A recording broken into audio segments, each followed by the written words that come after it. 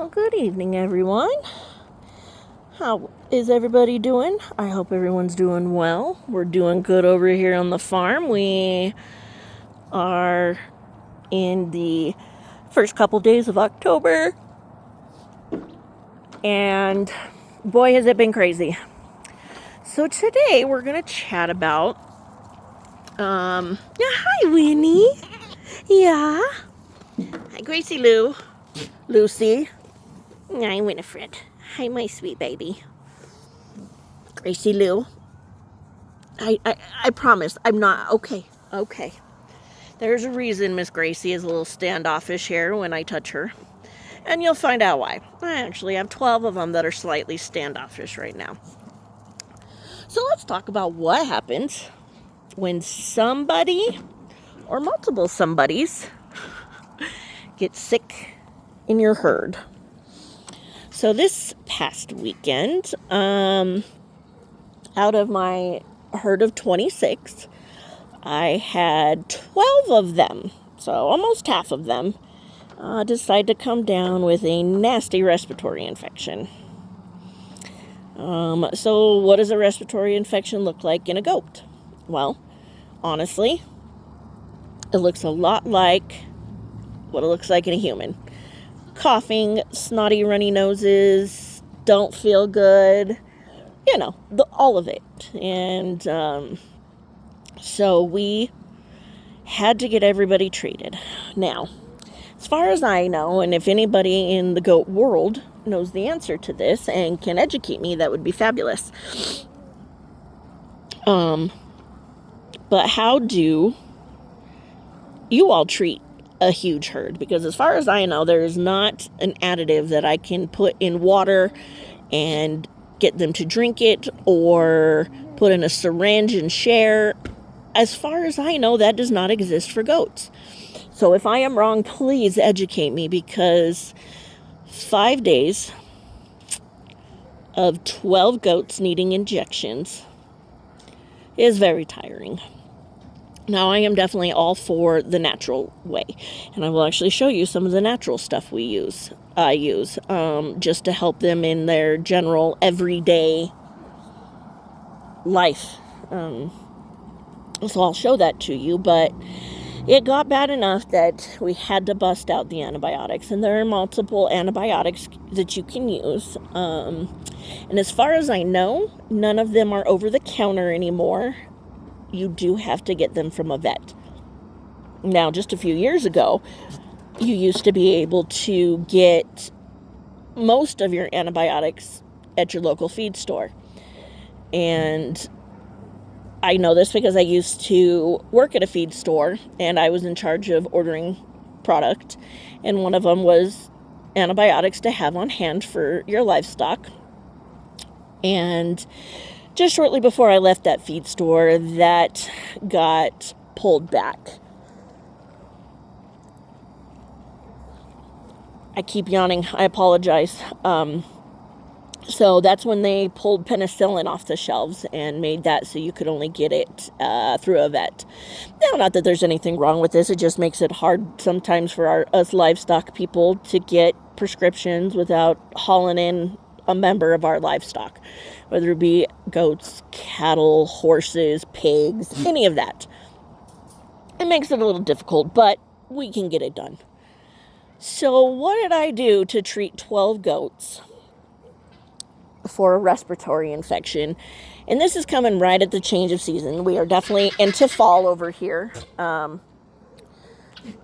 let's talk about what we did. And we will do a video soon as well on how to do this. Probably after Balloon Fiesta. So coming up, there is the Albuquerque International Balloon Fiesta. And that is, I had to come scold a puppy, whose training is actually going decent. She's doing very well. But we like to chase the guineas, so we're working on that, aren't we? She is not allowed out here unattended because of that. She gets put away if I have to be inside too long. So, anyways, Albuquerque International Balloon Fiesta starts, kickoff starts tomorrow. So the next 10 days are going to be absolutely insane for me. So when we get done with Balloon Fiesta, we will do a video on how to give injections to goats. Best places to do it, best practices, all of those things. So, yes, we had 12 of them. And something you have to keep in mind is that, are they pregnant? How old are they? Any kind of things like that, because there's some that you don't want to give to anybody under the age of 6 months. Certain ones, if you give it to them pregnant, can cause abortions. And some can cause a doe and milk to dry up. So with all of my sick goats, I had 2 of those to consider. I have 4 does and milk, and all 4 of them got sick, so they were 4 of the 12. So Annabelle, Gracie, Joey, and Lucy were all sick. And then I had Miss Cake, Dodger. Who else did we have? I had Little Miss Winnie. I had my big buck, and that was entertainment. I had my big buck Bart, 2 of the Oberhasleys, and that was and Miss Pinky was sick, and so was Miss Coconut. Miss Pinky is absolutely in heat because she's hanging out with the boy over here and not eating. When Miss Pinky goes into heat, she doesn't eat, which is why she's hanging over here making oogly eyes at this big dude. Little does she know, he's too big for you. His babies would split you in half. So the answer is no. So I treated them with 2 different antibiotics. So those that I was not milking, I treated with what is known as Tylan 200. And that can be used in respiratory cases. I also use Tylan for respiratory in my birds, but I use the Tylan 50. And we can go over that at another time. We're losing light, so I'm trying to talk quick. And then for my does and milk, I used oxytetracycline.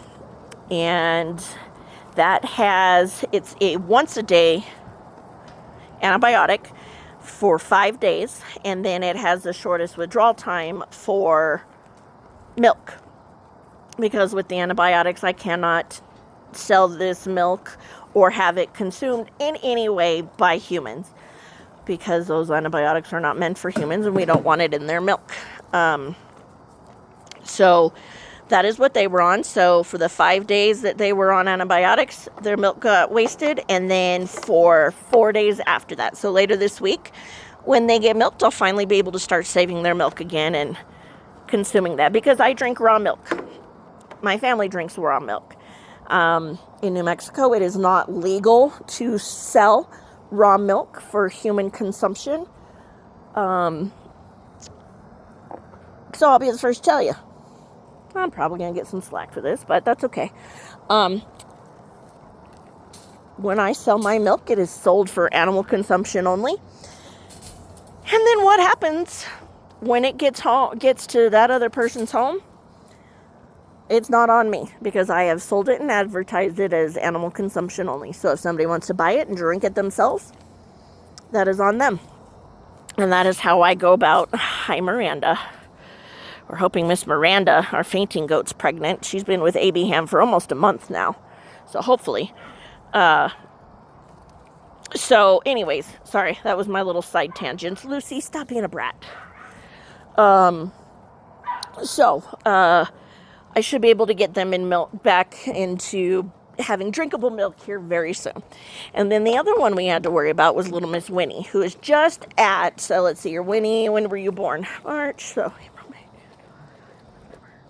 you're at 6 months old. So I had to be careful with what I gave her, and the oxytetracycline is not suggested for kids younger than 6 months. So she got the LA 200 as well, and since she's tiny enough, she got like half a cc. She didn't get much of it, but I think the one who had the hardest time with things was Gracie. She just did not feel good, but she is finally perking up today. We're eating better. I did give her a dose of Power Punch today just to kind of help her. She seems still a little dragging, so she's doing really well. And I am very happy to say that all 12 goats have come through. We've got a few residual coughings, but that's normal, just like in us, and you've had respiratory issues. But everybody is doing fantastic. So how do you treat your goats? Is there something I'm missing that I could use in a liquid form, that I could just put it in their mouths and make them drink it instead of having to give injections 1 and 2 times a day on 12 goats? I'm just really glad it wasn't all 26, to be truthfully honest with you. So I'll take it. But everybody is doing fabulous. Breeding season is in full swing. And in 10 days, when I am done with Balloon Fiesta, the rotation will continue, and it is time to start getting others pregnant. Huh, Miranda? And that was Jack Jack. He has not been coughing. That's the first time I've heard him, so we'll just keep an eye on him. Sometimes I don't automatically treat. If it's something that a couple of days they'll cough and sneeze and it'll go away, I absolutely let it happen. I am all for as natural as possible. So yeah, so that's what we're doing. That's what's going on. We will be back. I will take videos of Balloon Fiesta, and it's an experience. If you haven't been, you need to do. So keep your eyes open. It is the largest hot air balloon festival in the world, or as we like to say, in the sky. Because that's where we like to be, is in the sky. So keep your eyes peeled. There's going to be plenty of balloons in between the goats and things like that. So we're patiently waiting for Miss Kara to have babies. I think we're still a couple months out, possibly. So we'll see what she does, but I'm very excited for that. And then everybody else will start getting bred. Obviously, Bart's got his 3 girlfriends. And everybody, meet Fiona. Fiona is brand new to my herd. And unfortunately, I think she's the one that brought the respiratory infection. It was kind of my bad. I did not quarantine her like I should have. She had been on antibiotics, so I wasn't too worried. But again, my fault. Take full blame. Brought in a goat with a cold, and well, she spread it. So it's what happens. So this also goes towards quarantine. My guineas are doing fabulous. They're getting big. They roam the neighborhood, not just my yard, but plenty of other houses. So yeah, you guys have a great evening. I wanted to do a fast update, and just stay tuned because breeding season's coming and we have a lot to talk about. Winter's coming, and we'll discuss what I do to keep these guys warm during the cold. We don't get particularly cold. And in the back corner over here, right back there, you cannot see it from here, but the start of a new birthing stall has been put up. So we will be working on that, and hopefully Miss Kara over here will be our first to give us some babies in that stall. So you guys have a fab night. I have to be up extra early in the morning, so I'm going to sign off and tell you guys good night, and have a wonderful rest of your week and a weekend, and stay tuned. There's so much going on, and if y'all have it in you, just throw some prayers for some good things that could happen for this farm. That's all I got to say. Say some prayers for us. We need some good news for this farm. And there's so many things that are wonderfully starting to happen around here. I am so excited for this birthing season. I have an absolutely fabulous herd of milk does, because that is where my heart lies, is I absolutely love the milking aspect of goats. So we're going to be doing a lot in the milking aspect, learning about the different breeds I have and what they do and how they produce.